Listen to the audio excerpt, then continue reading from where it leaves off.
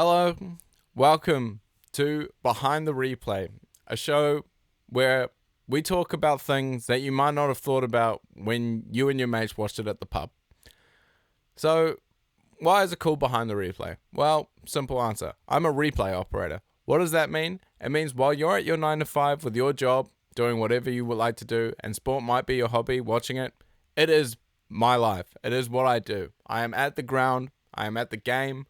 I am getting the camera's inputs fed into a machine where I get to pick the best angles, the best moments, and replay it at the speed that you need to see it. Yes, I am actually at the ground, and yes, this is actually my life, and yes, arguably I am that lame.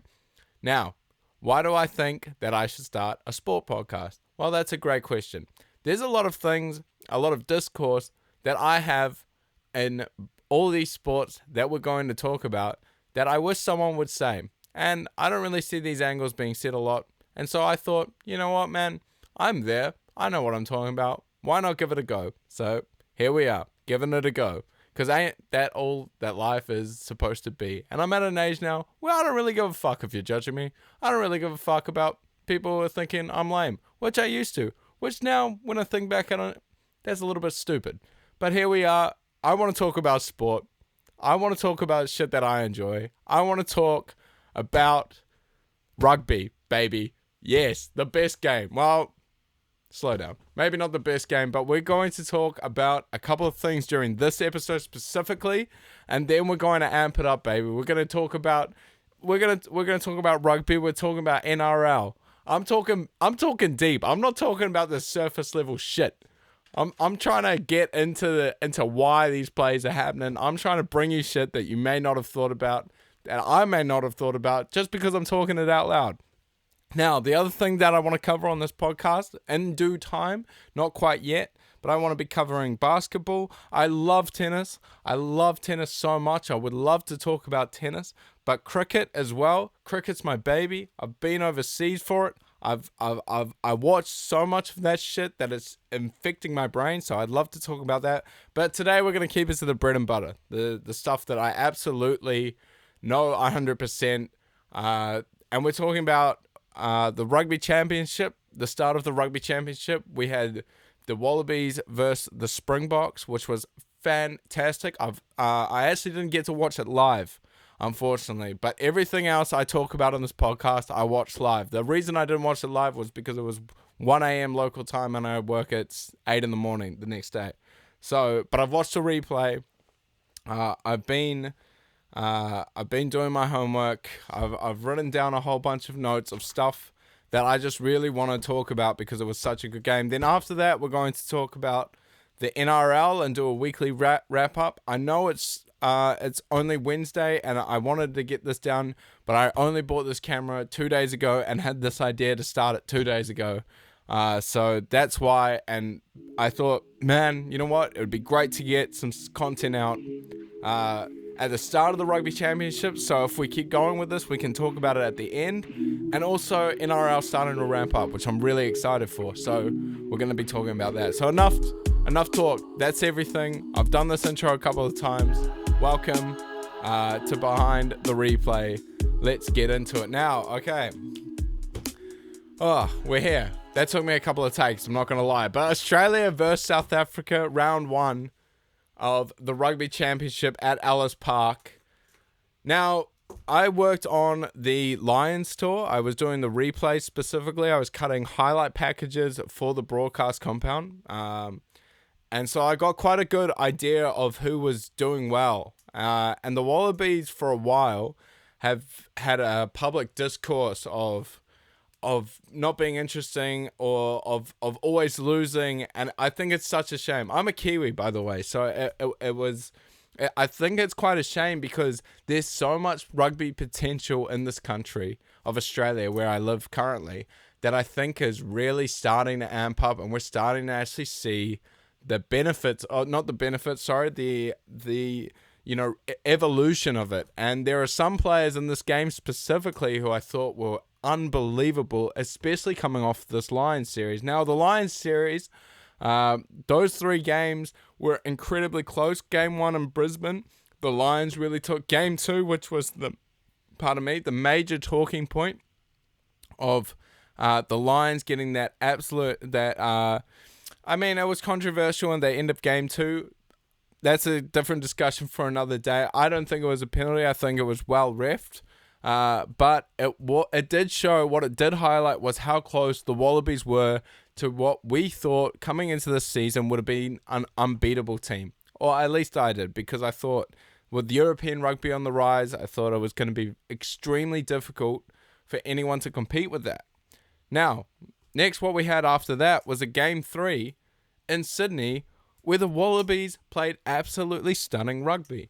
And it was the way they were attacking. It was the way Joe Schmidt had coached these dudes to just give it a go.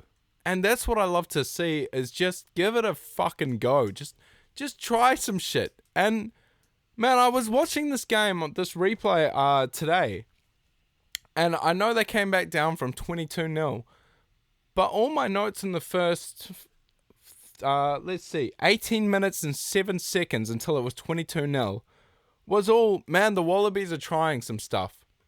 Now, the goal, what I thought South Africa did unbelievably well in those first 18 minutes, and what they've been doing well for a while, is rushing up and really putting pressure on the defense, and they were playing with an incredible pace, and their locks, Lut Diaga and Etzebeth, the best pairing of locks in the world, and have been for a while, in my opinion.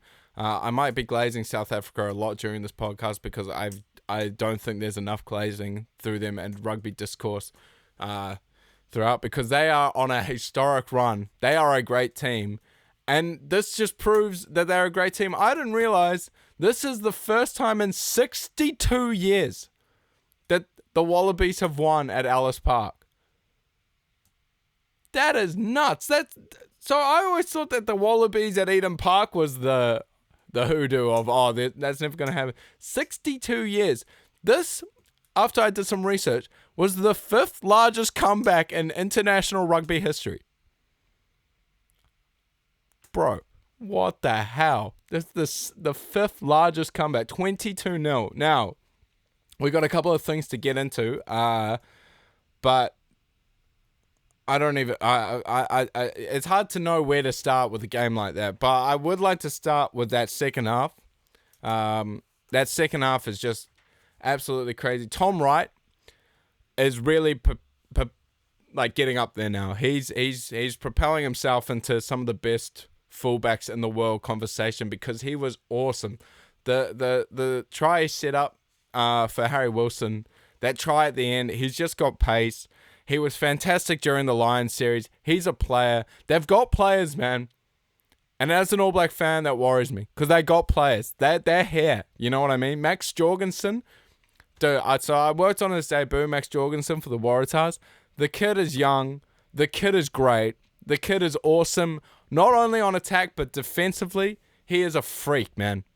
Max Jorgensen, remember the name, dude, because that guy can ball. That guy can really play some rugby. I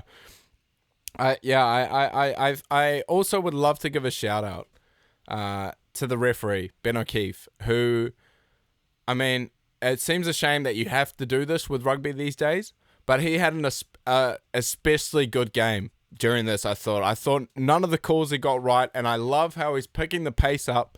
There were some times where the TMO would try to get in his ear of a couple of high tackles, saying, "Oh, this might be a card or something," and he said, "There's no foul play," and it was no foul play. That's how rugby should be, and when it's ref like that, you get incredible fucking games like this, man.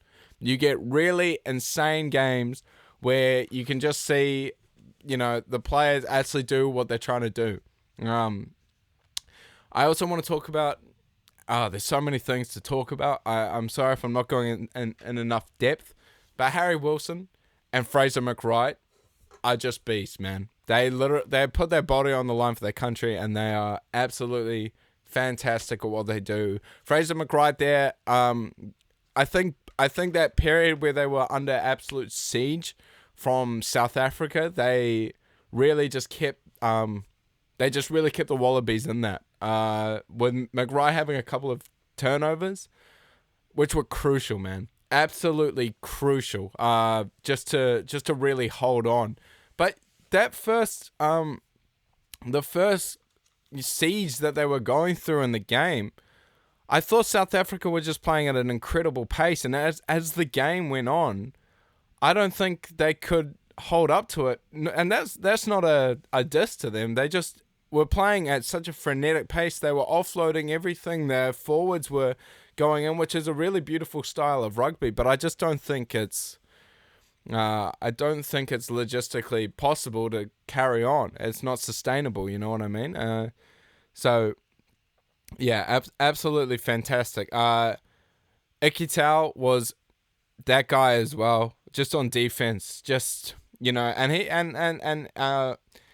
Esterhazen was probably South Africa's best, I thought, and that matchup was fantastic, was awesome to watch. But man, Ikitau, there were just dudes in this Wallaby squad who just really stood up, man, who just really made that tackle that needed to be made. Jorgensen was the guy I thought who got a couple of tackles that, if he didn't make him, and I'm talking about those, you know, the grabbing on, holding the jersey, really just putting everything on the line. But you watch that first 22 minutes, the first 18 minutes for 22-0, and I just kept thinking, man, the Wallabies, they're just trying shit, and they're close. There were a couple of kicks, and because of South Africa's line coming up so fast, if you rewatch it, which I implore you to do because it was a great game, is they were really just putting like really nice little kicks in, and that's been something that in World Rugby every team I think is trying to figure out. How the fuck do you beat really quick line speed? And I thought the Wallabies, this was a masterclass on how to do it. It was creatively getting the ball out wide in certain situations.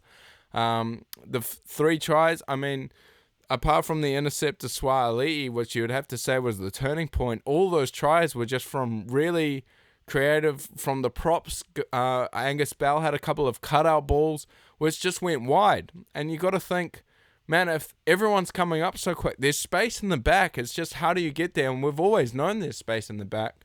And the Wallabies, Joe Schmidt, kudos to him, man, because he was getting that ball to space, man. He was just absolutely getting it there. And it was just absolutely awesome to see how a team kind of goes through these problematic tactics that you can tell are troubling them, and then to be able to come out on the other side in such an emphatic way. They're serious, man.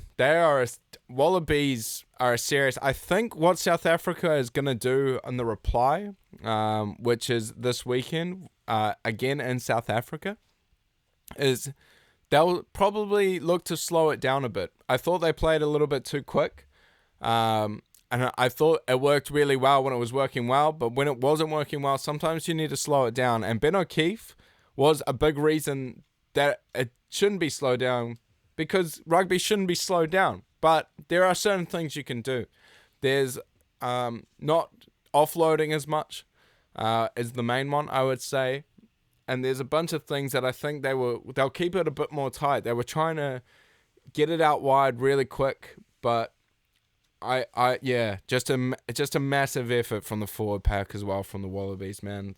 Every single dude who came on that bench as well just really impacted the game in a serious way. But man, just inspirational. I actually just don't know what I don't know how to give the flowers as much to these dudes who have been on the back foot, who have been through the media saying they're not a great team, because I've seen these players for 3 or 4 years now really come through with this potential.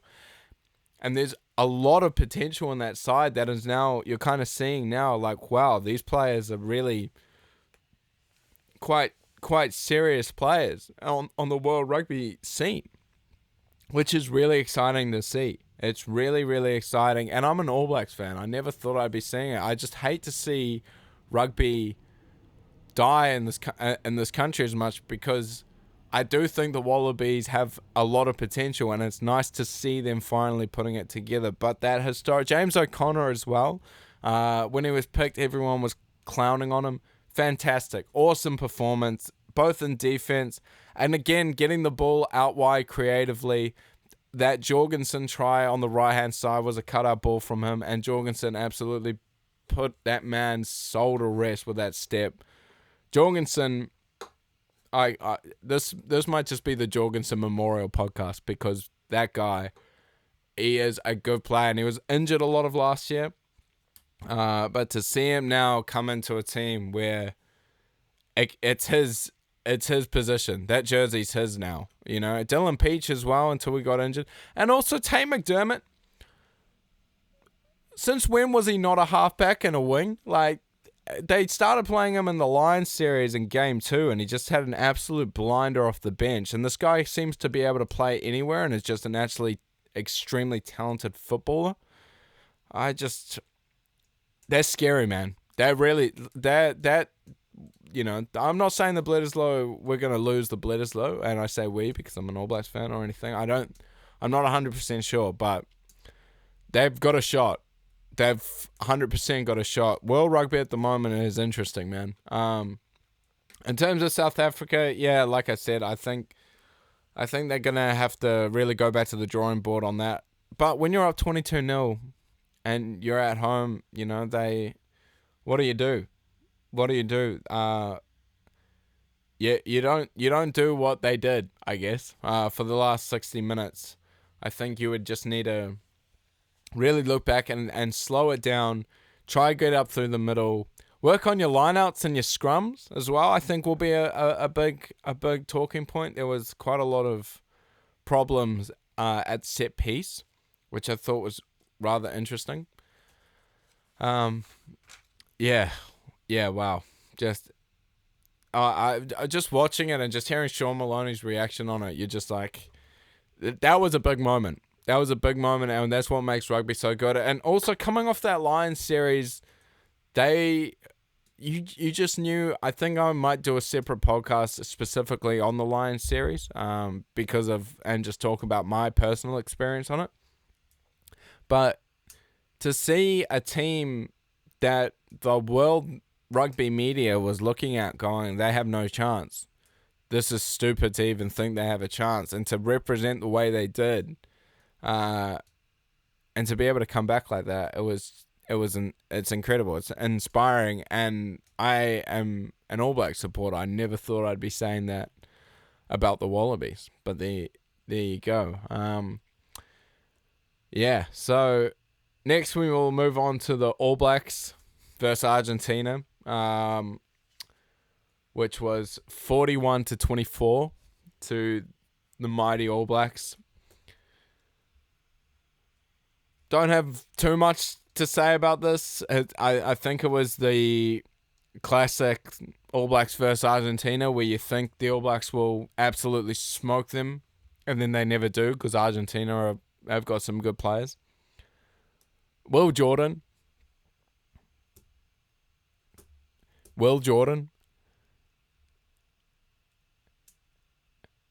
He doesn't have the success of like the Cullen teams.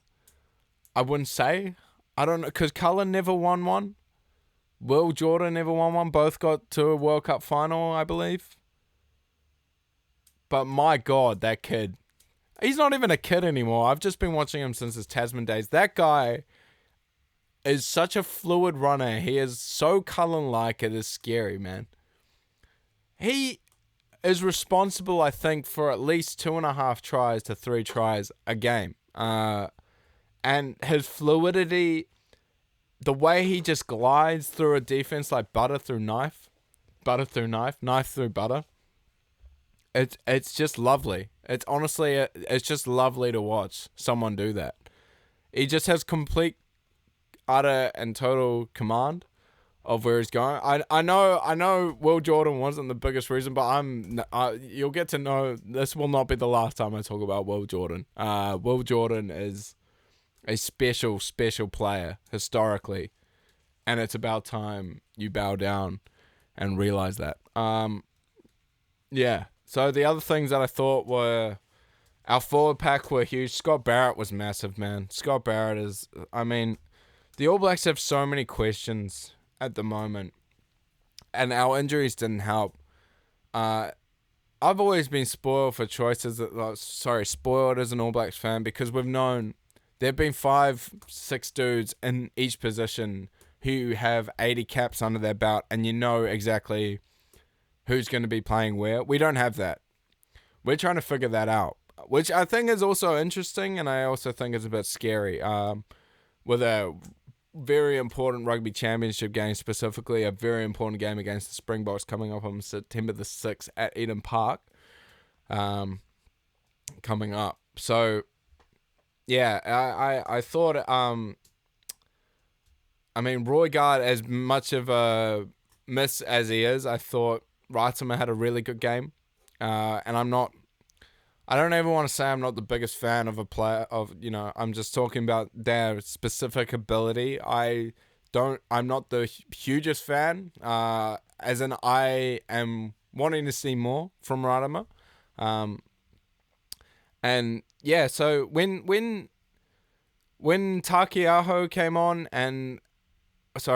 our subs came on, I thought we really started marching, which is what I'm used to, which is what I want to fucking see.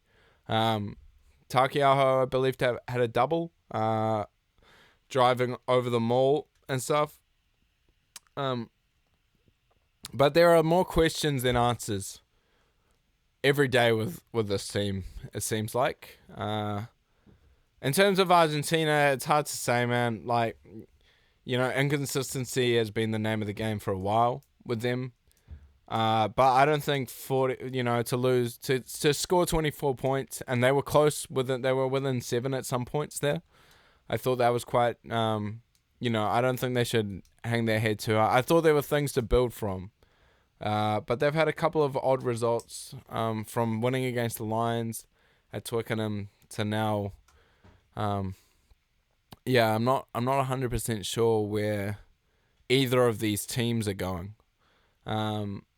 But I think I'm more qualified to talk about the All Blacks specifically, and I think it's hard. It's hard with Richie Mo'unga coming back in the frame as well to really look at this team going like, oh yeah, Richie will come back and we'll save it, because, I'm a big advocate for just leave Bowden in 10, which I think they're starting to do more. Geordie at 12. I was impressed with this game. I thought he had a pretty good game. He had a couple of good tackles, but there's just so many things where 6, 7, 8, just we don't know who's where. Artie needs to play 7. I think I'm rambling a bit, so I might move on. But I'm keen to look at the next game. Keen to see what they can build, because in Razor Robertson we trust. Okay, now, the next thing that I would like to talk about is that's the section of it's not bad, right? What do you reckon? What do we reckon? Getting there.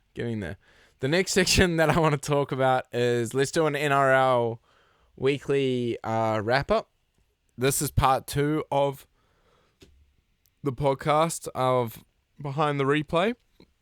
I don't know if that name's going to stick or anything yet. I think this is just my girlfriend, my dad, and maybe a couple of people listening to this. So thank you for listening if you've gotten this far. What I do want to talk about is round 24 of the NRL. And I know it's Wednesday, and I know you might not be listening to this until Friday, and round 25 may have started. But I have to talk about the Panthers versus the Storm on a Thursday night out at Combank, because god damn, son, that game was, obviously the game of the season, and if we're being absolutely realistic about everything, that's the grand final. That I don't think I haven't seen two teams play up to that level all year.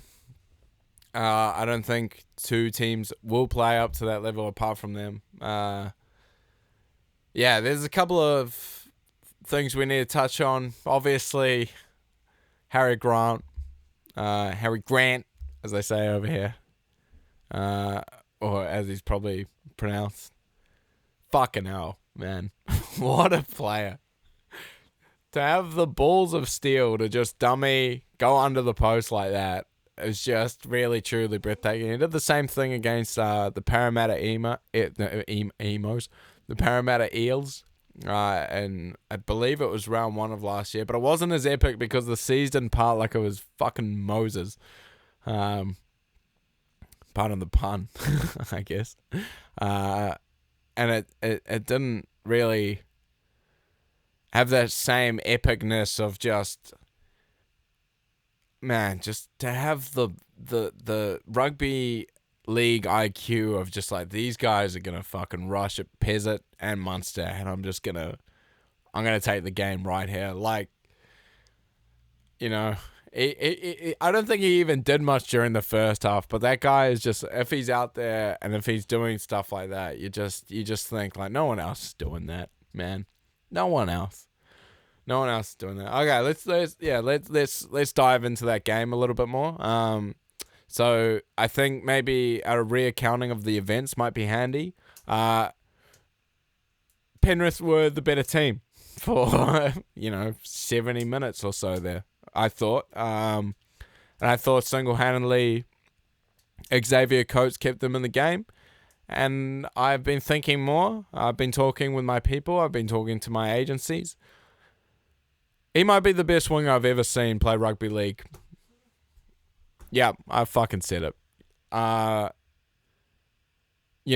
People come to mind for me, as Warriors supporter, Vardove, on the meth train. Hazem Al-Masri's probably up there, if not the guy. Even Brian To'o, then you got the try scorers, Alex Johnston. I don't think anyone of us thinks Alex Johnston's going to be the biggest thing. I'm talking about in my lifetime as well, so,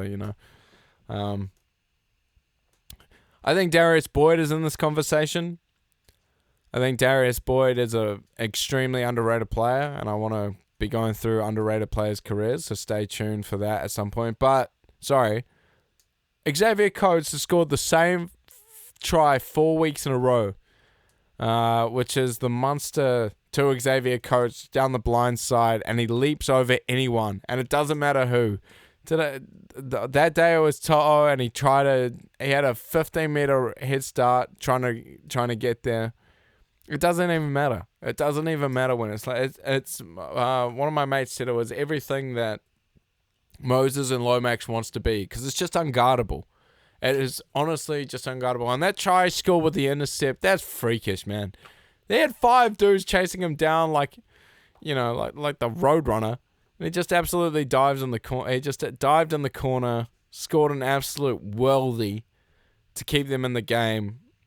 Yeah, Xavier Coates, man, he's really truly having a great season. I think if the Dally M's weren't such a stupid system, he's Dally M winger of the year, for sure. But if he, I would argue he could be up there for Dally M if Munster and Grant and all those didn't steal points off him, because my God, the guy's he's just an absolute giraffe that runs like a emu. He's something special. He's something special for sure. They're so, single-handedly, I thought, with that bit of brilliance, 2 bits of brilliance, and then he set up the other one by the same play, by jumping over that dude to get there, was just really, truly special. Really a truly special player that I think deserves his flowers, and I'm going to give him his flowers. Okay, and then we get to the controversy at the end of the game, where it was Nathan Cleary got the drop goal, the field goal, I should say, if we're talking NRL now. Got the field goal, and it was called back because, again, the hero, Harry Grant, with the biggest sell, the biggest Oscar-nominated award of all time, going out and going straight for Moses Leota, and then going down like he was shot at Normandy, and going down, getting the penalty, acting dumb in the press conference, saying, "Oh well, he was in the way. Moses moved." NRL's got to stop that shit, man. That shit's no one wants. I mean, it's smart. It's brilliant from Harry Grant. I don't want to take anything away from him. It's the rules. Them's the rules. Don't hate the player, hate the game, son. Them's the rules, but it's a stupid rule. It's dumb. Penrith won that. Penrith absolutely should have won that game by the fact that happened. And then, we get in Trent Liero, who has really won me over this year, man. I wasn't a massive believer, and when he was selected for Origin, I had no idea what I didn't understand it. Really have just won me over because those effort players to do it twice, to be the same guy. I mean, you play. I've never even really played an 80-minute game of NRL, but to run out, to rush out, and to be absolutely exhausted, and then 2 times in a row to sprint 20 meters and dive at a ball and get it, like, mate, fucking hell, that's mana. That's definite heart. And this is without Munster and without Jerome Hughes. Like, dude, without Pappenhausen and Jerome Hughes. I mean, yeah, the best spine in the competition, Pezzett and Wishart. Wishart is just, If you'd like to join the Wishart fan club, we have meetings every Tuesdays at the local library, because that guy's great, absolutely great. Next about this game is I thought Dylan Edwards, and this is something that I really wanted someone to say, and this is a big reason this point I'm about to make. He made the error that gave them the ball in extra time. If you watch that replay, specifically the Cam 10, which is the one behind the posts, and you see who's sprinting out of the line to hit the gap, to make the gap for Harry Grant, it's Dylan Edwards, because he wants to be the guy, and I don't blame him, he wants to be the guy going, oh, I'm going to make this up for my team, right? Like, if you fuck up, you want to work twice as hard to make it better. And so what Dylan Edwards did was he rushed out of the line, try to charge the ball down. Harry Grant dummies, and we've all seen it. But watch Dylan Edwards' reaction. Watch it when he's at around about the 20. He puts his head up and he goes, he knows. He knows he's been played like a fiddle. He absolutely knows. As soon as the pass doesn't go back, he's like, that's my man, because it's his man. And he wanted to. That's why he went over untouched, because Dylan Edwards was trying to make it up. And that's another, that's in the big scheme. I think neither of these teams are going to be that affected, apart from maybe the minor premiership race. But what a game. What an absolute stonker of a game to start a weekend on, eh? Like, just, yeah. But like I said, I don't think any team are beating those two teams, man. I'm a big fan of the Raiders. I'm a big fan of the Dogs. I'm a big fan of anyone playing good rugby league right now. But the intensity of that game was at just the smarts, the players, the stars. It might be just too soon for everyone else, because, yeah, what an absolute game. Wow, that took a while to just talk about that, but it was worth it, right? Hopefully you got some interesting points out of that. Next, we had the Warriors Dragons. Far out. The Warriors. Oh man, look, I'm a big Warriors supporter. Fucking hell, they make it difficult. I think there were 9 sets in a row there. It felt like 9. It might have been more, where they just dropped the ball on the third. Whether it was Jackson Ford, like whether it was Halasima, whether it was just any one of our players who just seemed to... Fisher Harris even was dropping the ball. Like, he had 2 drops or something. And just... Why do we make it so difficult for ourselves every year, man? I mean, we're top 4. I still cannot believe... I'm looking around going, who have, like... Yeah, far out. The Dragons, they lost two of their forwards. You're going to have to forgive me because I can't quite remember who they were. It was a week ago. But they lost two of their forwards to a pretty nasty head clash, and then another one of their forwards, which meant that Tyrell Sloan was activated as the 18th man. And he almost won it at the end, and it was just the most classic two teams with cursed fan bases playing off against each other of just the Dragons throwing. Who's trying to throw this game more? Who's trying to lose this game more? Was that game? It was just. It wasn't even a heart palpitating. It was just goddamn, man. Hold on to the goddamn ball and just stop killing yourselves. But yeah, if we can't beat that team, if we can't pull them to the sword, look, I'm keep the faith, absolutely, up the wires, all that shit, all that bandwagon shit. But goddamn, man, we're done. We're no, I don't want to say done, but when you lose Metcalf, you lose your 7, you're done, man. Like, you're done. And Barnett is a massive injury, but specifically, I think Metcalf. But that's not just us. You take anyone in the top 8 and you take away their 7 to an ACL injury, see what happens. You're done.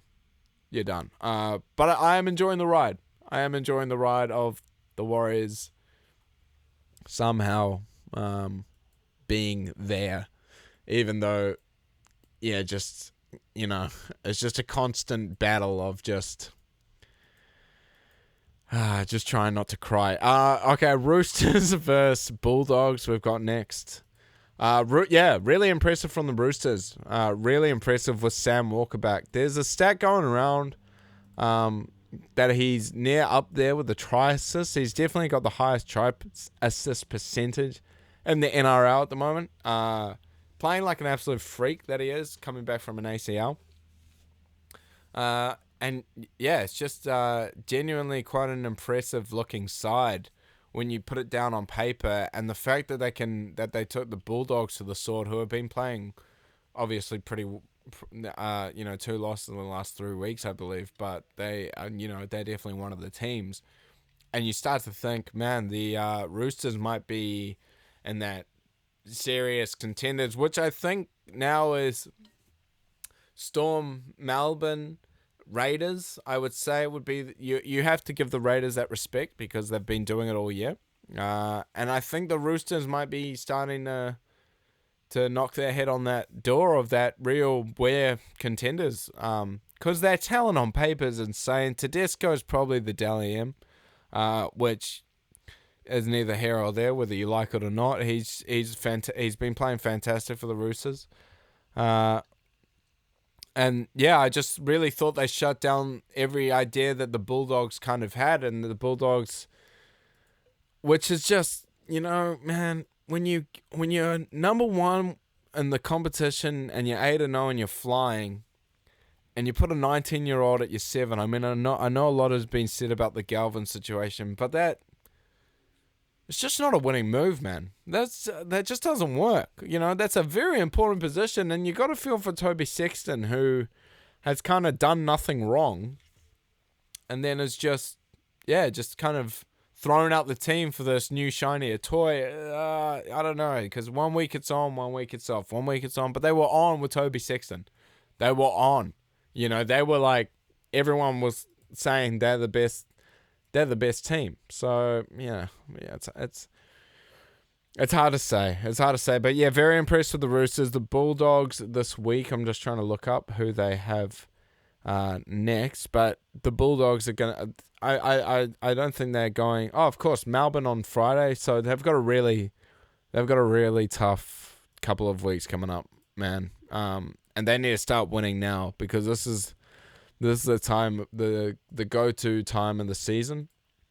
Connor Tracy as well, I think, is a type of player who needs to prove a lot this upcoming postseason, because I think he's a good player. But if you want to win, your spine got to be good, and he's a big part of that spine, man. He's got a lot. They've got a lot of of questions to answer, I think, and the Roosters are flying. Good on them. Sharks Titans, fuck man, 54-22. That's crazy. Yeah, Sharks. Show me when it matters. You've had the same team since 2019. Show me a win in September, and we'll start talking because it's the Titans. Keanu Kinney coming back, pretty exciting. But I mean, the Titans, they've had the same problem for years now, right? They've got 4 players that fit into 3. With Kinney, Brimson, Campbell. So that's 3 players that fit into 2. I just don't know what to do with them, man. Every single year, I think they're going to be good because on paper you can talk yourself into it. Shout out to the Titans fans though, because they're the only other fan base I have actual genuine respect for. Because every other fan base talk about how they're being, or maybe the Eels, but they talk about how they're so cursed. The Titans are the only other team that has absolutely no semblance of success in their history other than the Warriors. Not even being close. The Warriors, we reached the grand final twice. We had no chance in either of them. Maybe 2002 we had a slight chance, but I don't know. It was a bit before my time. We were minor premiers that year, but, that Roosters team was pretty good as well. In 2011, we were just, attendees, pretty lucky to be there. But, yeah, no semblance of success whatsoever. So hopefully the dark days get a little bit brighter. Des Hasler, I think, is a good coach. I wouldn't fire him. I wouldn't do anything radical like that. I would just start, I guess they've done what they can do. Put Kinney at fullback. He's the fullback. He's the best fullback that's coming through that club. He's better than Brimson. I don't know what you do with Brimson, man. Is he a centre? No, he's terrible at centre. Is he a 6? No, he's terrible at 6. Is he a fullback? Yes, he's great at fullback. Well, we've already got a fullback. Fuck. I don't know, man. I don't know. But all I know is if you're losing 54-22, and also the thing about that, I'm being a little bit unfair on them because the past 3 weeks they were close, man. They were really close. There was that Penrith incident with the trainer, and when you lose a game like that, and when you lose to the Warriors as close as you did, there's a couple of times where you get close and your season's on the line and your pride's on the line and your soul gets broken. And I think they're waiting for next year, but I think their soul's a bit broken. Now, next, Broncos Dolphins. Yeah, Bronx. I mean, it's hard to say, right, with Mam out the rest of the year. And, Cobo out as well. Apparently, you guys wanted him so badly. But, Reece Walsh, I thought that was the best game he's had in a while. He was in control. But he has those games. He has those games where he's absolutely in control. He has those games where he looks like an absolute megastar. I think the Bronx are in that tier below. And I think the Dolphins, I don't know what to make of them, man. Sometimes I think they're wooden spooners. Sometimes I think they're premiers. And now we're moving on to Rabbitohs Eels. I worked this game for a downstream for Channel 9. And what that means is you get a feed from Fox. And they asked me when the Rabbitohs were winning, who do you have from the Rabbitohs? Because obviously they're winning. There's got to be a couple of players. Well, I only had one, and it was Jai Gray.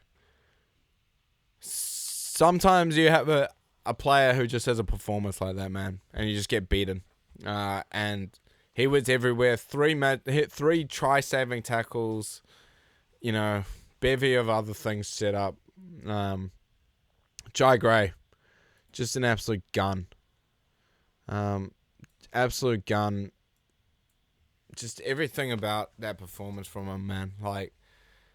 And the Eels, I mean, my mate Lockie is going to come on and talk about the Eels at some point, I'm sure. But they